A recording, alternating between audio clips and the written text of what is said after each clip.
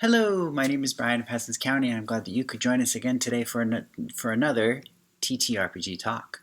This video series takes a look at video role-playing games and related materials, suggests ideas for your own games, or takes a look at some of my own materials. Today, we will look at To Keep Ghosts Alive. This self-describes as a solo journaling ritual by Sandra Catharin. It mainly focuses on the concepts of grief, loss, memory, and the fading of memory over time. So consider this your content warning. To complete this ritual, you will need paper, a 6-sided die, coin, and 6 optional candles or tea lights. To start, you will choose or roll a person or animal that you will recall as the subject of this ritual.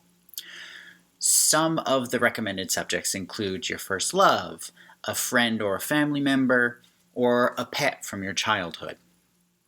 You then roll on a table to pick a category of memory and then write down a detail that you can recall that fits into that category.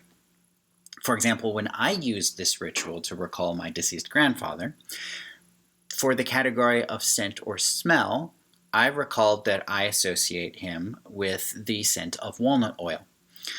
A favorite pastime of ours was cleaning up all of the black walnuts that would fall from his tree so that we could then feed them to local squirrels and keep them from, killing all the other plants in the yard. As some of you may already know, black walnut husks have a really strong, distinct smell that comes from this natural cytotoxin and dye called jugalone that exists in all walnut trees. At various times, you will be asked to role-play the pernicious effects of time on memory. You flip a coin to see if you recall, or if you continue to recall, a memory that's been associated with a category of detail. If you get a heads, then you continue to remember and you might potentially add more details to that category later. However, if you get a tails, you will lose the memory, and then you cross out anything that you've written about that category off of your paper, and you extinguish one of your candles, if you're using them. You continue to repeat this process until you have lost all 6 of the memory categories, and thus have extinguished all of your candles. As the final act, you will write down a single word that you associate with this subject, and then relight one of the candles, holding on to that tiny piece in your heart. I found this ritual to be useful, but also a bit terrifying, to be honest. Age-related dementia and Alzheimer's are very common in both sides of my family. I have witnessed the effects of both of these types of memory loss quite frequently when I was young, so honestly, memory loss has been a very long, nagging terror in the back of my mind ever since.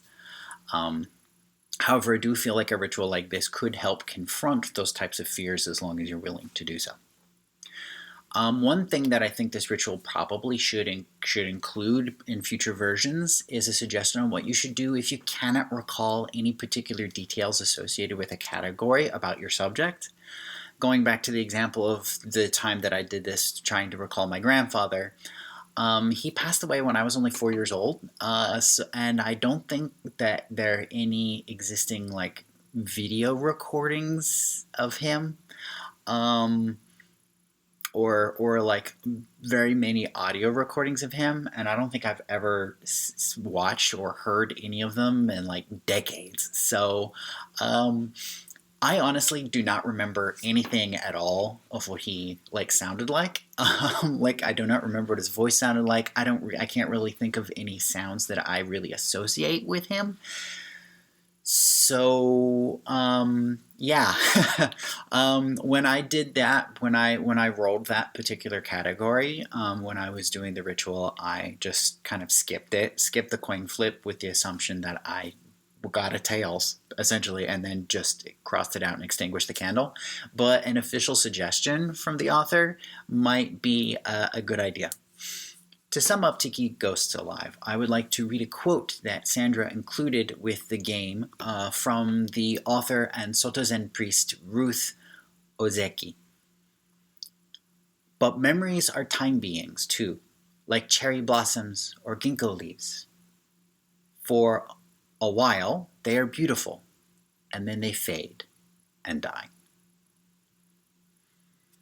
If you would like to explore this ritual yourself, you can find a link to it in the Itch Store page in the video description down below, and please do remember to rate your itch purchases.